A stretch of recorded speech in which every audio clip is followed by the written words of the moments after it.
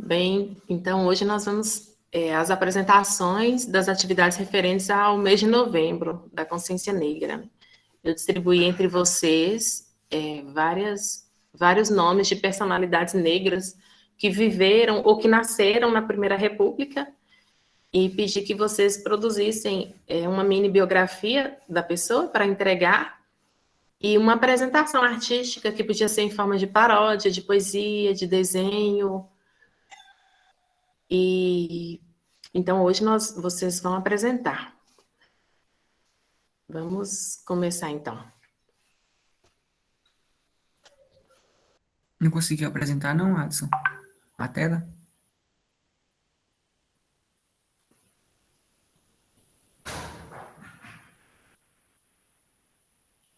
Espera aí, professor, só um minutinho.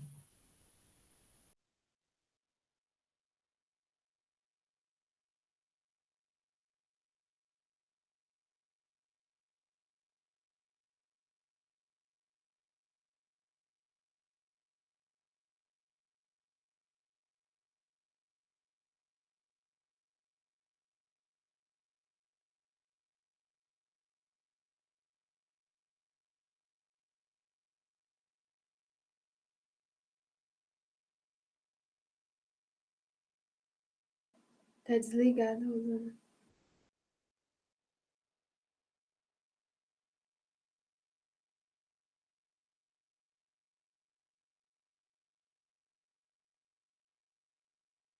Continua desligado. Seu microfone está desligado, professor.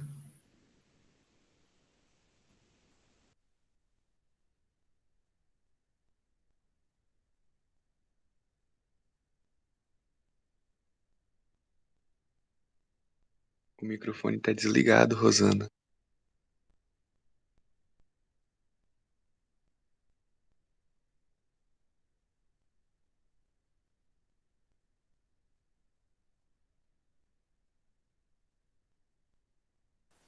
Seu microfone.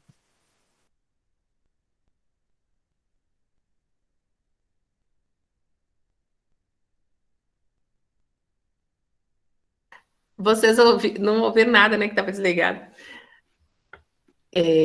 Bem, aproveitando então, enquanto vocês organizam a apresentação, falar um pouquinho sobre o 20 de novembro, para vocês, se vocês não souberem, ou para quem estiver assistindo a nossa apresentação. O 20 de novembro foi instituído como o Dia da Consciência Negra, a partir de uma demanda do movimento negro.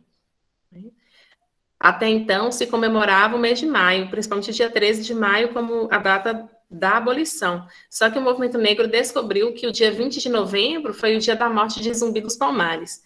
E o movimento negro se organizou desde a década de 30 do século 20 e passou a marcar que o mês de maio não representa a luta dos negros, visto que foi a assinatura da abolição e a maioria dos negros e negras já estavam livres quando foi assinada a abolição.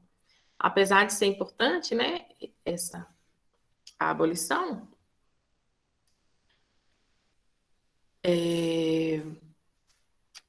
o mais importante é marcar essa luta de resistência do povo negro ao longo da história, que a figura de Zumbi dos Palmares representa. E aí, consciência negra destaca a importância, né, do povo brasileiro se conscientizar tanto da história do povo negro, tanto da luta do povo negro, quanto também do percentual elevado, né, de população negra que o Brasil tem. O Brasil tem mais de 52% da sua população de negros. E a gente considera negros, a partir da definição do IBGE, como pardos e pretos. Então, todos os pardos e pretos compõem a categoria negro. Então, se você é visto como pardo, ou se vê como pardo, você compõe o segmento negro da população brasileira. E essa história desse povo foi apagada ao longo do tempo. Então, é muito importante a gente ter consciência para a gente lutar também contra o racismo e a discriminação que ainda impera no Brasil até os dias atuais, apesar dos avanços conquistados pelo movimento negro ao longo do tempo. Bem, vamos então à apresentação.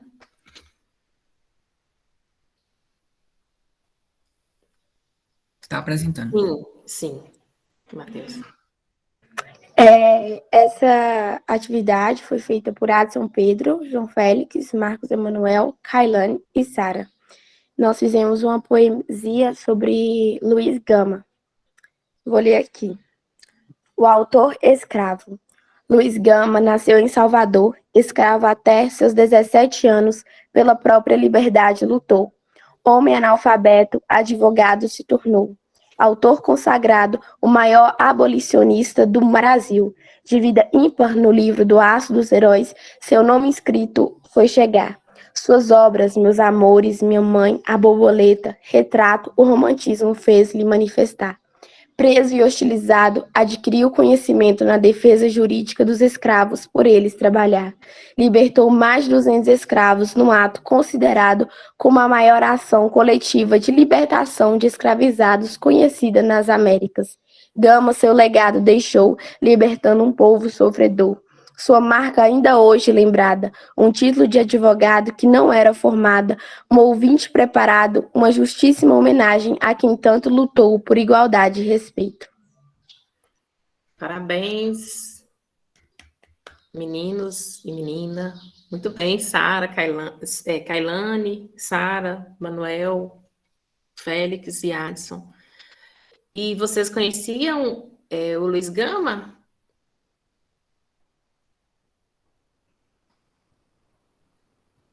Antes deste trabalho? Já tinha ouvido falar, mas assim, conhecer mesmo. Eu também. Não conhecia, não, mas já tinha ouvido falar. Pois é, essa história fica tão apagada, né? Sendo que foi uma figura tão importante. Isso é efeito do racismo, esse apagamento, né, que acontece com as figuras negras, com a luta do povo negro. Vamos à próxima apresentação. Quem estiver preparado aí para apresentar, pode começar. Ô, professora, precisa mandar essa poesia para você também? É bom, né? Apesar de que já vai estar aqui na gravação, mas se você mandou a mini biografia, não precisa enviar, não. Já. Tá. O nosso tá pronto, só que aí eu já gravei um vídeo apresentando, aí eu só vou colocar o vídeo aqui para você ver. Beleza. Aí, Matheus, se você puder estar mostrando. Nosso trabalho é sobre Cruz e Souza. Os componentes Jefferson, Sté, Sayuri e Aleph. Ok. Matheus vai apresentar o vídeo aí já. Eu só queria falar um pouquinho antes que a senhora falou que do apagamento de figuras negras históricas, podemos citar o próprio Machado de Assis, né? Porque por muito tempo não considerava ele um negro, retratava ele como um branco. Exatamente, Matheus. Essa é uma estratégia, né, racista. Quando não se pode apagar a figura, eles branqueiam. Oi, Gustavo. Essa é a pauta do meu trabalho. Olha que coincidência, meu grupo tinha pegado esse tema no início, aí do nada sumiu. Eu falei, que isso? O tema do nada desaparece? Mas deixa quieto. Não tem importância, não. Então, vamos lá. Apresenta aí, tem mais gente querendo apresentar.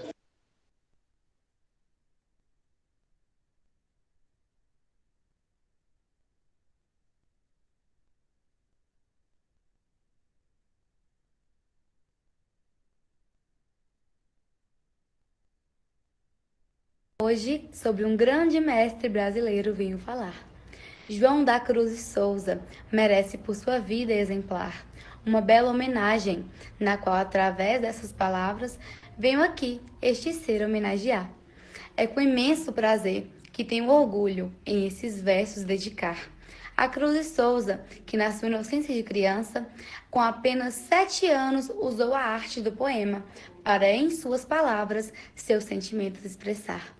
Cruz de Souza era negro e aos 8 anos já dizia não à escravidão, sempre usando seus versos, os declamando em teatro e salão. Foi assim que, deixando seu marco, veio conquistando a população. E hoje, para o Brasil, é a nossa maior inspiração.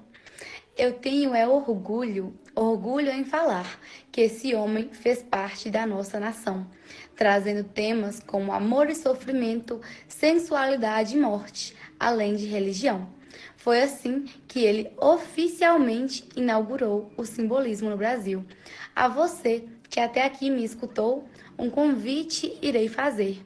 Que tal, através de pesquisas, Cruz e Souza conhecer e o seu legado vivo deixar permanecer? Autoria de Jefferson Gaspar.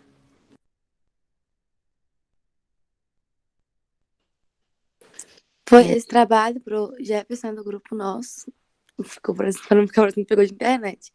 E é isso, muito obrigada. Bacana, viu? Muito bom, viu, Jefferson? E parabéns pela performance aí, Giovana. Muito bem. Obrigada.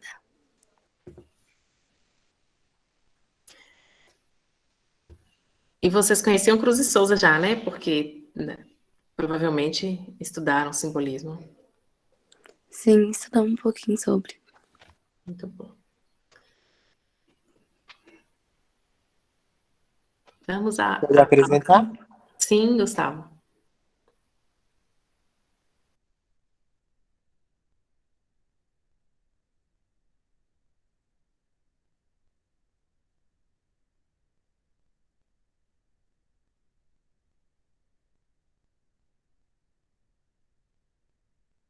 Tá aparecendo?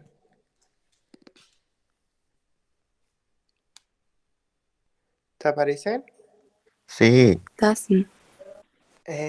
Nosso grupo ficou com o Machado de Assis e a gente decidiu fazer um desenho para mostrar como era a aparência de Machado de Assis e para mostrar também que ele era negro, porque há muito tempo no Brasil, como ele era um ótimo escritor, muitas pessoas acreditavam que ele tinha a pele branca.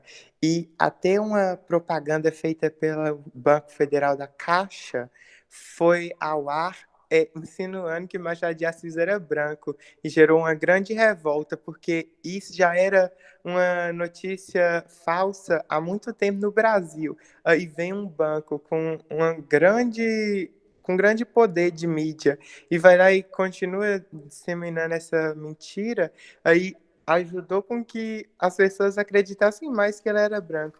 Aí foi lá e as pessoas pediram para retirar e a Caixa refez a propaganda mostrando que ele era negro. Foi uma coisa muito marcante na época e eu preferi fazer o desenho para mostrar como ele era.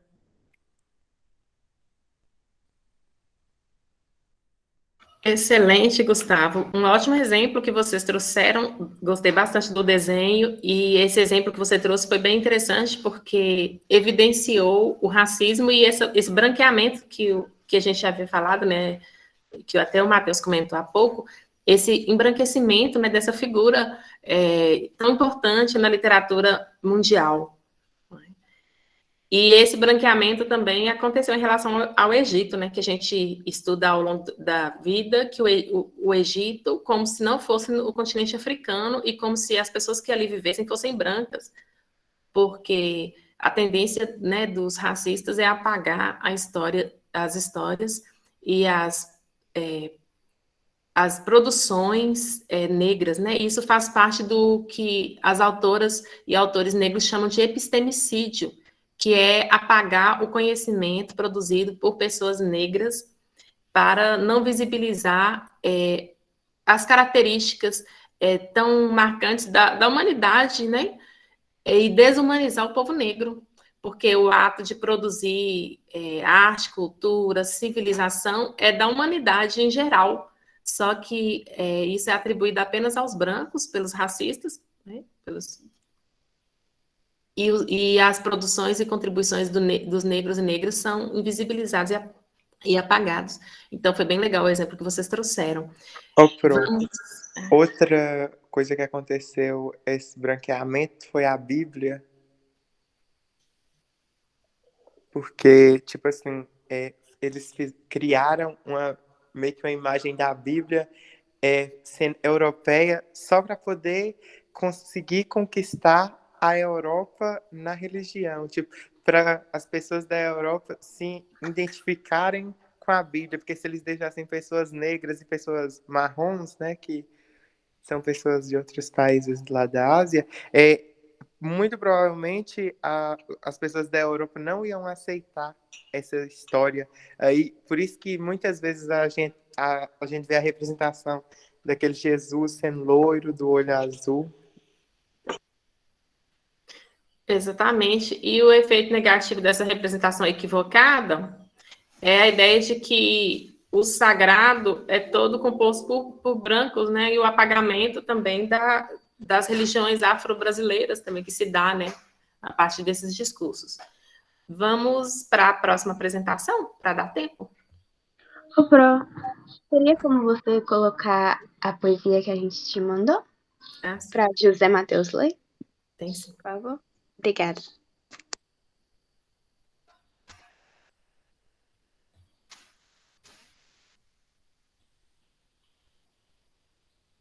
Estão vendo?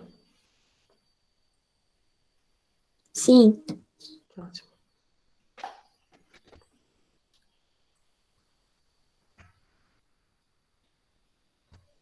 José Matheus? Bom dia, Pro. Bom dia a todos. Nosso grupo é composto por eu, Ana Flávia, Ana Júlia, Luma e Emily. E a nossa pensadora foi Antonieta de Barros.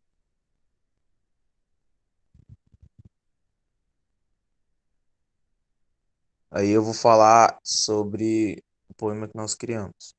Antonieta de Barros. Negra mulher, mulher negra.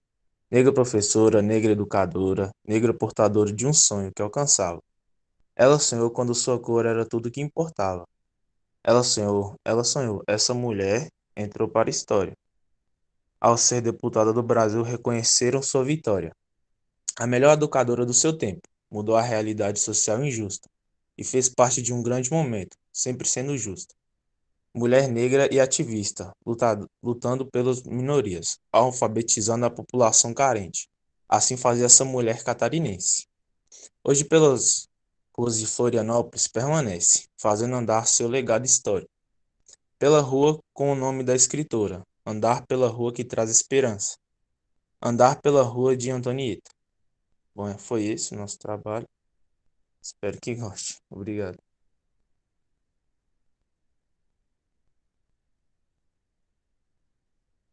Microfone tá desligado, Pro.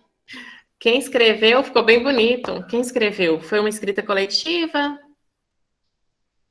Ou foi individual? A escrita do poema foi atribuída a alguém, a autoria? Créditos para Ana Flávia e Luma.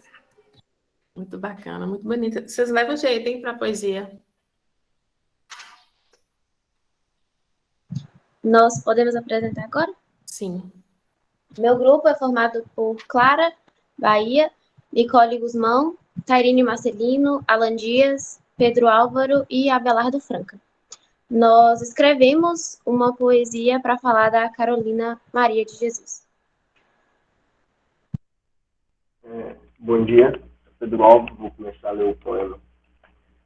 Carolina Maria de Jesus, escritora brasileira, mulher preta, favelada, exemplo de resistência e força, mulher de garra, sábia e à frente do seu tempo, uma catadora e poetista, uma gênia e nada indecisa. Sabia de suas lutas, carregava sua cruz. Levava no peito o mantra "Vivo para meu ideal" e nunca esqueceu de suas origens. Suas obras são patrimônio para nunca serem esquecidos. Encantou não só o Brasil com sua forma de ver o mundo. Seu legado vive, uma das mais brilhantes do Brasil, mulher de exemplo, guerreira e sábia.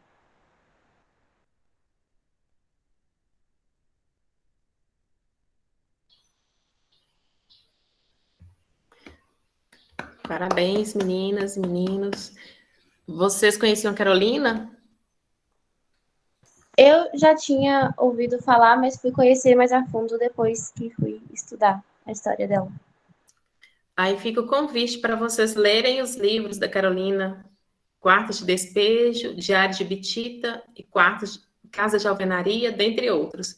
Essa história dessa mulher é uma história muito marcante para mim, porque ela representa a história da vida de muitos e muitas brasileiras, né? Enquanto catadora, Hoje a gente percebe, né, a presença dos catadores e catadoras de materiais recicláveis nas ruas, extremamente desvalorizados e com uma profissão tão importante para a sociedade, né? Porque eles atuam na conservação do meio ambiente e, ao mesmo tempo, vivem com tão pouco devido à desigualdade social, econômica e racial que existe no nosso país.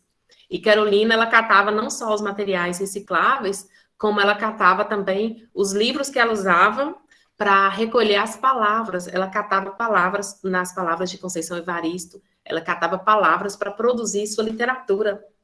Né? E também a Carolina, por longo tempo, foi apagada como escritora. Ela não era considerada como escritora, como literata. E só recentemente ela tem sido cada vez mais destacada. Inclusive, hoje ela é doutora. Né? Ela recebeu o título de doutora honoris causa pela sua produção. Uma mulher que só tinha a 2ª série primária e que produziu literatura de qualidade e, ao mesmo tempo, visibilizou a população negra favelada do Brasil e suas dificuldades. Ai, vale muito a pena, gente. Acho que para conhecer o Brasil tem que ler Carolina Maria de Jesus. Vamos ao próximo?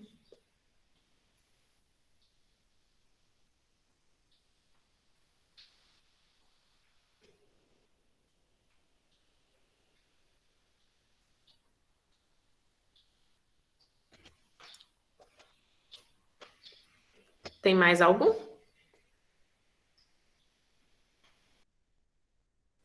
Tem Nós um podemos cara. apresentar então, Rosana?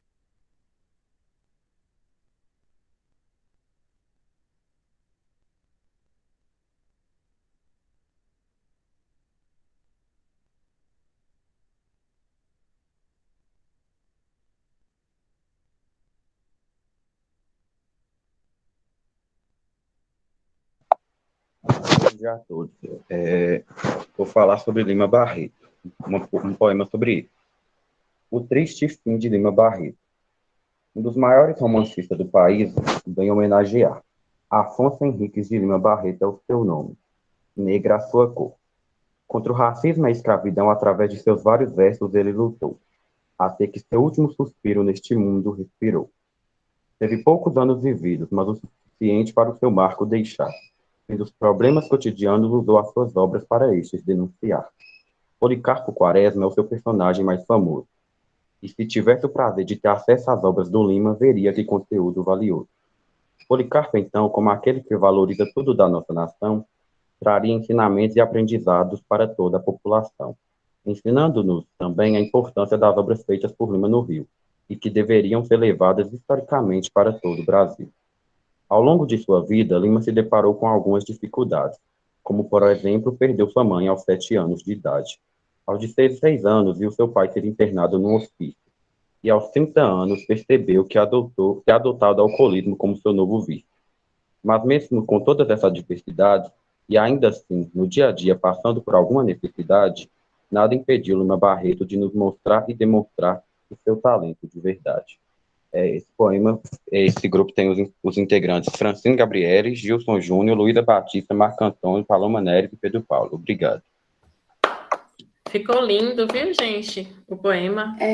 A gente esqueceu de colocar embaixo, tem Klinger também. Klinger também participou do nosso grupo. Mas aí vocês mandem lá na sala, viu, do Classroom? Ok. De toda forma, na biografia. Com a ajuda de Jefferson, a gente fez esse poema. Ficou lindo. Poeta. O Lima Barreto sofreu muito, né? E produziu e deixou sua marca na história e na literatura brasileira. E essa questão do alcoolismo, a gente vê como que muitas vezes o alcoolismo e o uso de outras drogas está relacionado ao sofrimento racial, né? Como que às vezes a pessoa sofre a depressão devido ao racismo que ela sofre desde a infância. E o Lima Barreto foi um homem que sofreu muito racismo desde muito, muito cedo. Ele chegou a ser reprovado várias vezes numa disciplina, no curso técnico que ele fazia, por racismo. O professor não cumprimentava. Ele foi reprovado várias vezes na disciplina, até ele desistiu do curso. Então, muitas vezes, os vícios estão relacionados à depressão causada pelo racismo. É muito importante a gente pensar sobre isso. e a partir daí assumir o compromisso, né, de lutar contra o racismo, de fazer alguma coisa, porque não basta, como eu falei no sábado letivo na palestra, não basta não ser racista, é necessário ser antirracista. Segundo a Djamila, o que você faz para ser antirracista? Quais são suas ações no dia a dia para combater o racismo? Porque o racismo, ele impacta todo mundo, mesmo quem não é negro, o racismo em algum momento está... Não que a pessoa branca sofra racismo, mas é porque o racismo gera desigualdade, gera violência, gera pobreza, gera marginalidade. E aí, você viver numa sociedade violenta, em algum momento você pode ser impactado pela violência também. Então, combater o racismo é lutar por uma sociedade melhor, mais justa, onde todas as pessoas tenham os mesmos direitos e tenham o mesmo tratamento, possam frequentar os mesmos espaços, o que ainda não é real no Brasil. Vamos à próxima apresentação?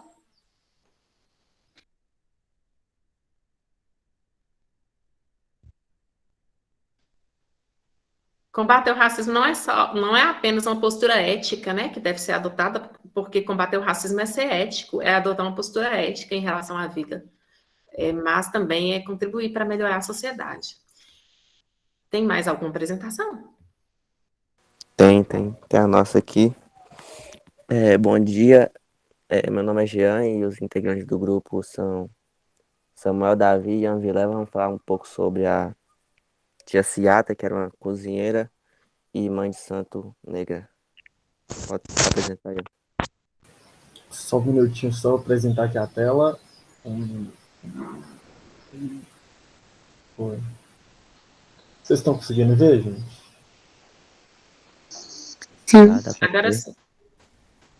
Então, a gente fez um poema falando sobre a vida de tia Ciata. Aumenta um pouquinho a letra, por favor. Tá dando para ver? Tá? Se você aumentar mais, melhora mais ainda. Então eu vou aumentar e vou baixando de pouquinho em pouquinho. Hilária Batista, conhecida como tia Ciata, mulher preta sofrida, também muito amada. Iniciada no candomblé, cozinheira esforçada, era iaquequerê, além de ser animada. Foi do samba carioca uma que mais incentivara. Em sua casa, por amor, a lei era quebrada. Reuniões entre sambistas era iniciada, onde naquela época a polícia não deixava, mas mesmo perseguida, ela não se cansava, pois a paixão pelo samba as feridas cicatrizavam. Na pequena África com seus filhos ficava. Nos finais de semana, samba ela cantava. No final do sarau, com donga se encontrava, mesmo conversando por horas sem descanso, soluções de nenhuma forma estavam no seu alcance.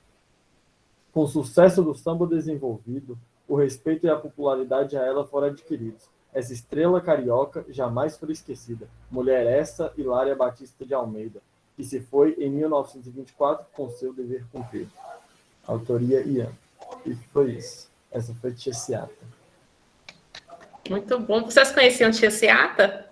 Não conhecia. No terreiro dela que se desenvolveu o samba, no Rio de Janeiro, aí na Primeira República. Muito bacana a história de tia Ciata, de resistência da mulher negra. O terreiro dela agregava, como vocês colocaram no poema, né, todos os sambistas da época, e teria ali sido gravado o primeiro samba, o samba pelo telefone. E tia Ciata, ela curou, né, a história. Uma das histórias é que ela teria curado a perna de um político importante, que tinha uma ferida na perna por muitos anos, e aí ele procurou ela fez uma mistura de ervas, e o orixá, né, incorporou, e ela aplicou aquele emplastro de ervas na perna dele, e a partir dali ele foi curado, e ele perguntou para ela que ela podia pedir o que ela quisesse. E ela pediu um emprego para o marido dela, que ela tinha muitos filhos, e pediu que não fosse perseguida a casa. Então, a partir dali, ela conseguiu. Porque nesse contexto, o candomblé era proibido, né? Era criminalizado. Que é também uma estratégia da sociedade racista de perseguir os negros e negras, proibir, criminalizar e demonizar as religiões afro-brasileiras. E o candomblé era perseguido no Código Penal de 1890. O candomblé era considerado crime, como nós discutimos. E aí ela conseguiu essa liberdade, de certa forma, né, de culto, de não ser perseguida, e se fortaleceu, né, o samba ali naquele terreiro. E hoje o samba é um dos principais, né, cartões postais do Brasil para o exterior, é o samba, o carnaval, né, apesar de que a gente critica essa exclusão, né, da população negra que permanece. Então, se apropriaram da cultura negra para vender, mas a exclusão da população negra permanece. No dia a dia, no cotidiano. Quem fala isso é Lélia Gonzalez, uma teórica da década de 70, socióloga, filósofa, historiadora. E o Abdias Nascimento também, né? Como que os elementos da cultura negra são apropriados, vendidos, e os brancos lucram com isso, enquanto que no dia a dia os negros e negras muitas vezes não podem nem entrar nos estabelecimentos que são perseguidos, que são oprimidos, que são discriminados. Temos mais alguma apresentação? Do meu grupo. Sim, Emanuele. Bom dia, eu sou Emanuele. E o meu grupo, a personalidade escolhida foi Pixinguinha. E nós escolhemos retratar uma influência do seu passado em relação ao que ele viveu, né, na fase da adolescência e adulta. No início aí vocês podem ver um casarão, tentamos retratar um casarão, né, e algumas lições de flauta.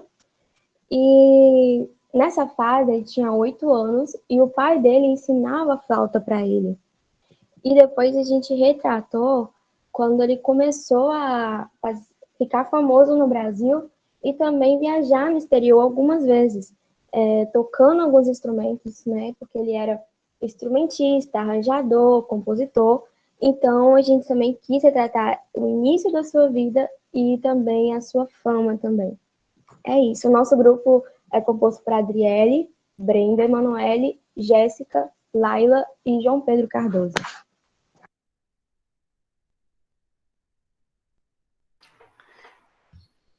Muito bem, Emanuele. Bacana. Se vocês quiserem falar um pouquinho da biografia do Pixinguinha, para a turma conhecer.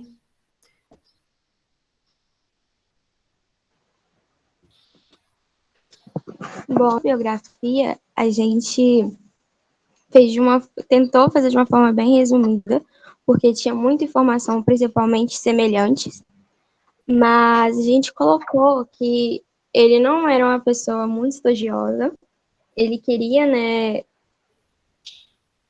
ali, como fala, satisfazer, né, os pais, a vontade dos pais, porque os pais queriam muito que ele estudasse. Então ele estudou um pouco, só que ele não era aquele aluno muito esforçado, muito dedicado. E por quê? Porque ele era muito fã da música e ele queria se dedicar a isso, né? Ele tinha 17 irmãos, então a casa dele, o casarão que eles moravam, que tinha 8 quartos, é chamado de Pensão Viana, que era o sobrenome dele. O nome dele é Alfredo da Rocha Viana Filho. Então, esse é o sobrenome da família e colocaram esse nome no casarão. A avó dele que deu o apelido Pixinguinha para ele, para Alfredo, né? O apelido veio da avó. Ele começou aos poucos, né? Aos poucos, assim, de uma forma bem avassaladora e bonita, porque muito novo, 14, 15 anos, já começou a ficar famoso, tocar, assim, em ambientes muito grandes, né? E pegar um retrato aqui na parte do nossa biografia, com licença, professora. Uhum. Pouco tempo depois dele comprar sua primeira música, O Chorinho da Lata do Leite, foi convidado pelo violinista Arthur Nascimento para tocar com a orquestra de Maestro Paulino no Teatro do Rio Branco. No teste, ele mostrou perfeita harmonia. E isso foi ali um pouquinho na faixa ali dos 15 anos dele. Ele começou muito novo a participar de teatros, participar de orquestras, né, tocar em ambientes bem famosos, né, naquela época. E era convidado por pessoas também famosas, músicos famosos, né. E é isso que a gente, resumidamente falando, né? Eu só queria mostrar a imagem dele para só para mostrar a imagem para o pessoal visualizar ele. E como a gente pintou, os instrumentos assim que ele mais tocava eram bandolim, a flauta, o cavaquinho. Porém, o sonho dele era tocar, agora eu esqueci o nome, mas tem uma imagem que ele tenta tocar, nossa, esqueci completamente o nome. Mas ele tinha o sonho de trocar outro instrumento que é muito composto que é muito comum em orquestras. Muito bem, gostei bastante da forma como você apresentou a biografia. Tem mais alguma apresentação?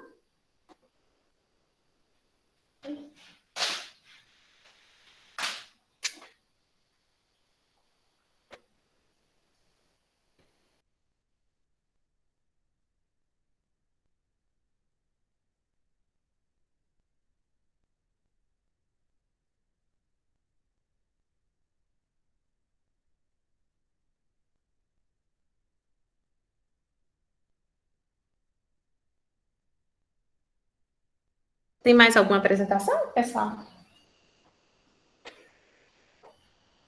Aparentemente não.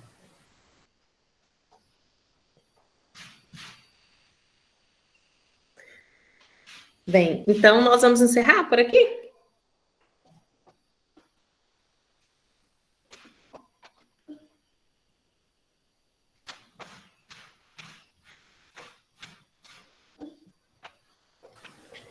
Não está tendo mais ninguém, né? Bem, pessoal, então a ideia foi essa, né? Visibilizarmos algumas das personalidades negras que hoje nós conhecemos aqui, né? Que foram apresentadas a partir das produções dos colegas. O Pixinguinha, Maria Antonieta de Barros, a primeira deputada mulher e negra, né? A ser eleita por Florianópolis, logo após autorizar a permissão para as mulheres votarem e serem votadas na década de 30, a Antonieta de Barros foi eleita uma das mais bem votadas. Ela é cassada em 37 com o Estado Novo e depois ela se candidata de novo e é eleita novamente. Era professora, como os colegas e as colegas apresentaram, era professora, ela era escritora também, ela tinha um trabalho social voltado para a alfabetização de crianças, de jovens e adultos. Ela acreditava muito no papel da educação. Então, é um dos ícones da história negra, a Antonieta de Barros. Vocês mostraram também o Lima Barreto, né, que eu já comentei, o Machado de Assis, a Carolina Maria de Jesus, né, dentre outros. E é muito importante a gente conhecer também, apesar de que a história não é só baseada em figuras ilustres, mas, quando se trata do povo negro, eu acho muito importante marcar essas figuras ilustres, além de conhecermos mais a história do povo negro, porque essas figuras negras ilustres são apagadas da história. E, na atualidade, você conhece alguma personalidade negra que tem se destacado na atualidade? Quem vocês gostariam de destacar no Brasil? Eu só queria dar uma menção honrosa ao nosso eterno Mussum, né, que, mesmo comediante, ele criou um grupo de samba muito famoso, e ele é um dos responsáveis por fundar a Mangueira, né, lá no Rio de Janeiro, a escola de samba. Olha, eu não sabia que ele foi um dos que fundou a Mangueira, que bacana a informação que você trouxe, Matheus.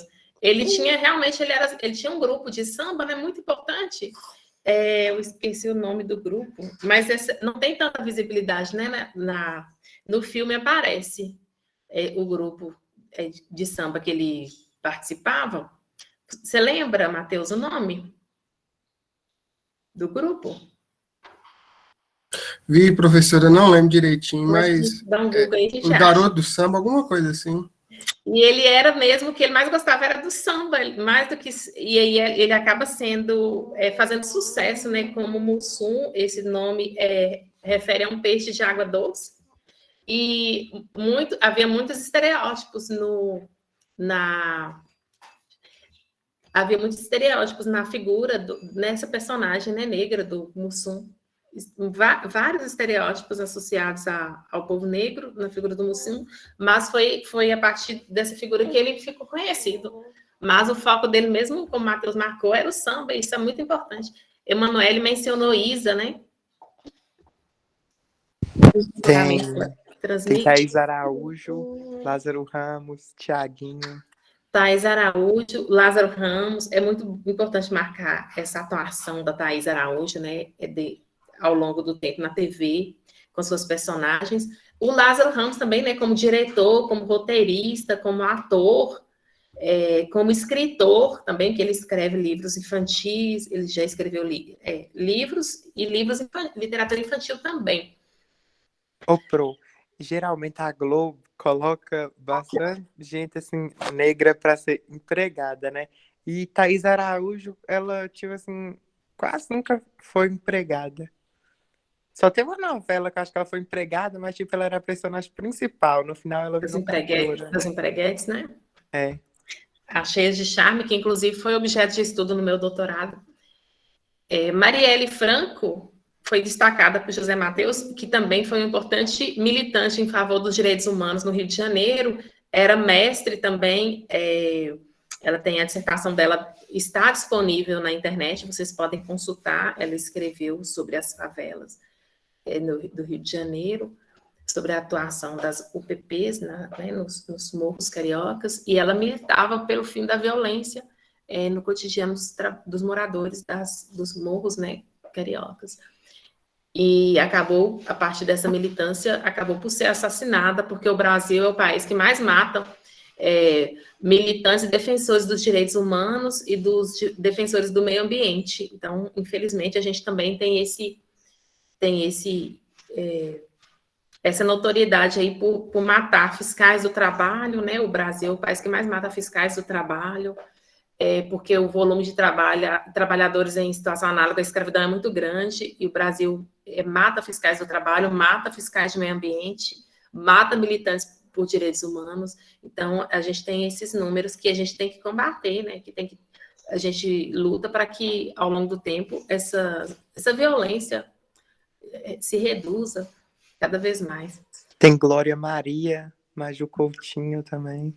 Sim, são figuras importantes, e vocês marcam essas figuras da mídia muito importantes, porque as crianças, né, se identificam ao assistirem o jornal e verem uma mulher negra apresentadora, verem uma apresentadora como Glória Maria, que está há muitos anos, né, atuando na TV. Neymar, que é o mais famoso do Brasil. Emily marcou o Gilberto Gil, né, como um ícone também da cultura, e que inclusive agora é imortal, né, da Academia Brasileira de Letras. Eu não conhecia, Luísa, o Tássio Santos, maquiador. A Luísa está marcando aqui, tem um maquiador, o nome dele é Tássio Santos, o trabalho dele é dedicado em refletir o racismo dentro do universo da beleza.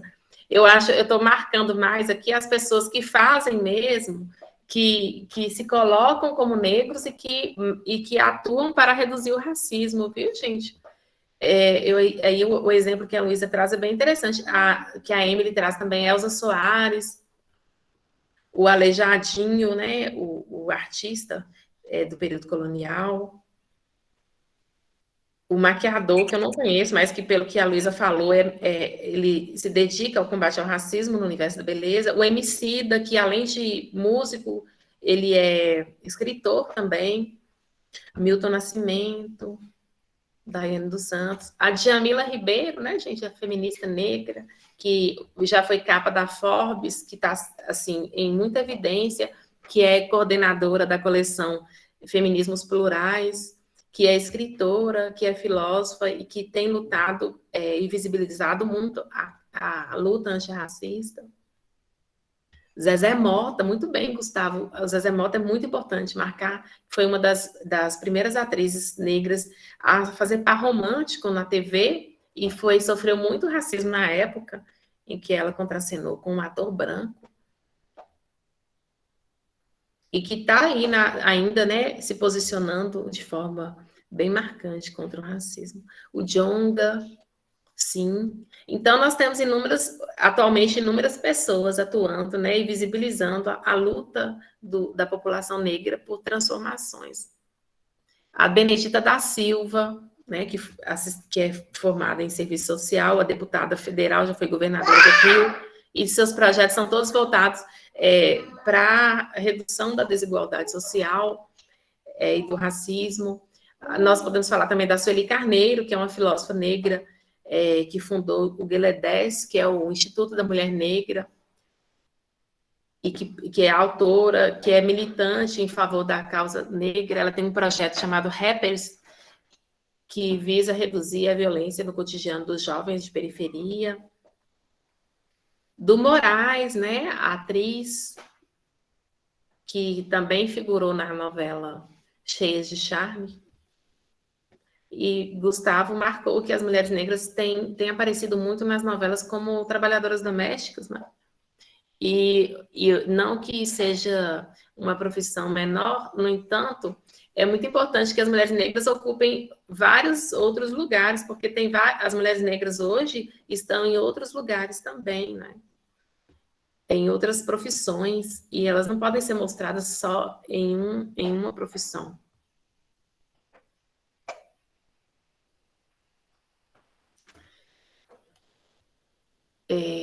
Mas então, gente, eu penso que as discussões de hoje foram muito ricas, né? Nesse sentido.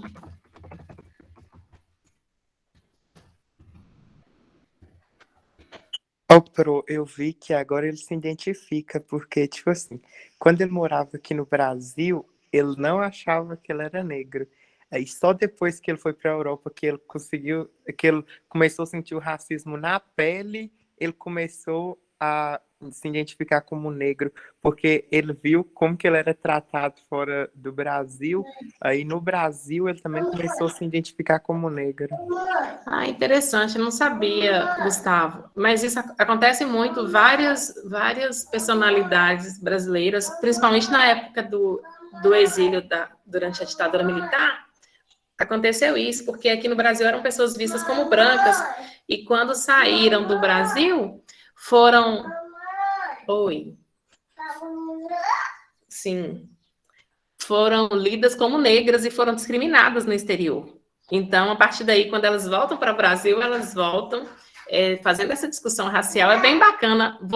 Nós aqui mesmo, às vezes a gente é ensinado a se ver como branco, né? A se ler como branco, mas quando você sai do país, é bem marcante a questão da negritude, porque nós somos latino-americanos, nós temos uma presença negra bem marcante. Então, eu me leio como negra, eu me identifico, me declaro como negra, mas a gente constantemente tem a nossa negritude negada, né? Quando a gente se coloca como negro, como negra na sociedade, muitas vezes as pessoas falam, não, você não é negra.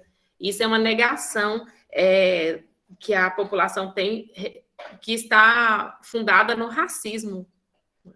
E é muito importante a gente conhecer a história do nosso povo negro, entender que nosso povo não é escravo, nossos antepassados não foram escravos, eles foram escravizados, foram trazidos de forma forçada do continente africano para várias regiões do mundo, mas trouxeram seus inúmeros conhecimentos, seus conhecimentos arquitetônicos, seus conhecimentos de engenharia, de metalurgia. Vocês sabiam que os negros é que trouxeram os conhecimentos de metalurgia para o Brasil? De trabalho com os metais, da mineração. Gustavo.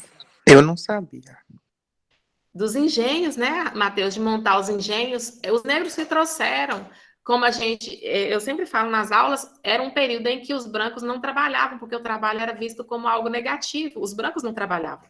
Então, quem conhecia e quem trouxe o conhecimento sobre o trabalho com os metais, sobre como montar um engenho, como montar uma mina para extração de minérios, foram os africanos que vieram escravizados para o Brasil. E eles trouxeram também os conhecimentos médicos que eles tinham, do uso das ervas, do tratamento de doenças. Eles trouxeram também seus deuses e deusas, né, os orixás, e que estão presentes muito fortemente hoje no Brasil, nos terreiros de candomblé e de umbanda. E nós temos que valorizar a nossa cultura africana e afro-brasileira. Fala, Gustavo.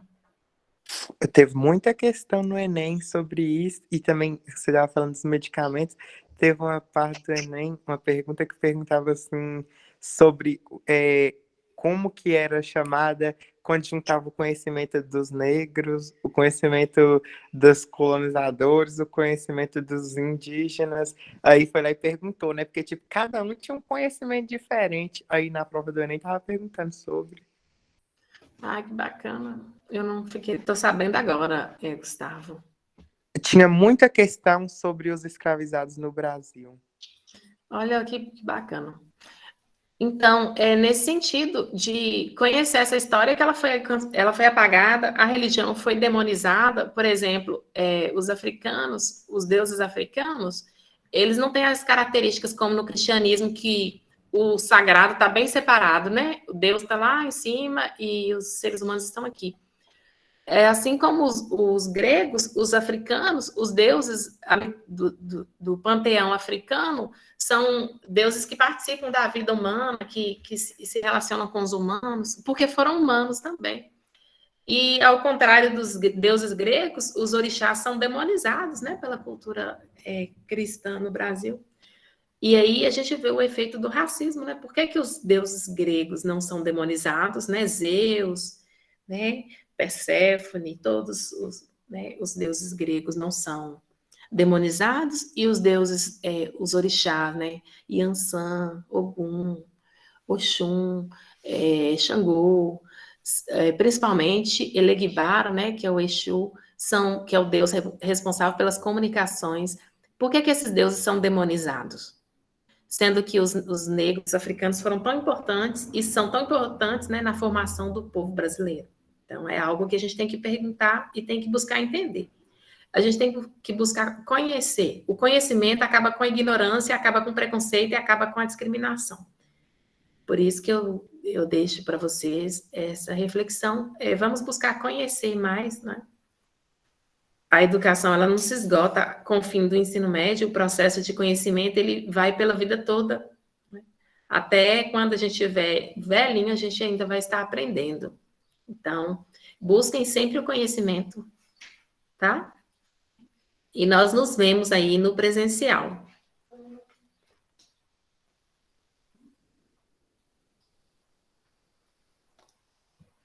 Até mais, gente.